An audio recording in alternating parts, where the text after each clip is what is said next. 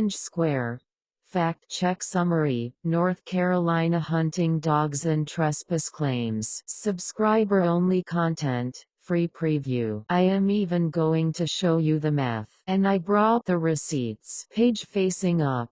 What the NC Wildlife Resources Commission said. In the official FOIA response, an attorney for the NCWRC wrote, "WRC does not keep record of the requested information, and the information we do have is not searchable in this way. That means the agency doesn't track or record incidents of dogs trespassing or attacking livestock, because those events are not occurring often enough to warrant their own reporting category." She further noted that during the 2024 to 2025 hunting season, the Law Enforcement Division issued 156 total citations statewide under the Landowner Protection Act, the statute that covers hunting trespass. Backhand index finger pointing right. None of those 156 cases specifically cited dogs. Bar chart.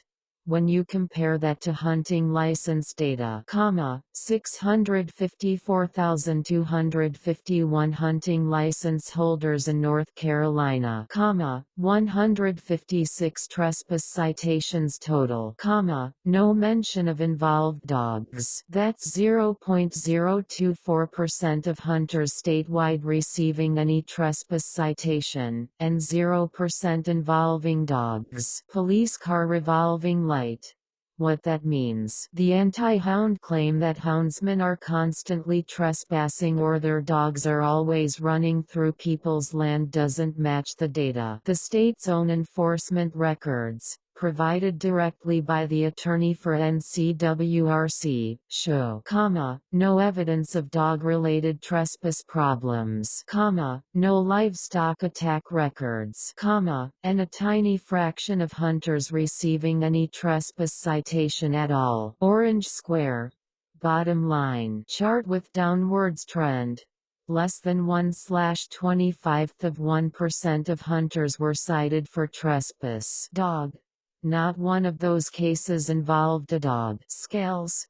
The enforcement agency itself confirms there's no record of livestock attacks by hounds. So the trespassing dog narrative isn't just exaggerated. It's statistically and legally unsupported. Pay attention. This does not mean that you are free to just cast your dogs anywhere. We don't support that. We support lawful and ethical hunting on property that you have permission to be on. Hopefully you've read this far. I am going to say there are groups out there that are outlaws. There are people with dogs. I will not call them houndsmen that release their hounds or they don't have permission to hunt and cause everyone involved undue aggravation. I would love to see these people held accountable for their actions. If once in a while, a man's dog occasionally gets out of bounds, that's a mistake. However, if every time they release their dog, it's on somebody else's property without permission, that's a habit. A very bad habit. That bad habit should have consequences. What I found from this record request and from the research involved was that hunters of North Carolina are pretty much a law-abiding bunch. I'm talking still hunters, deer hunters,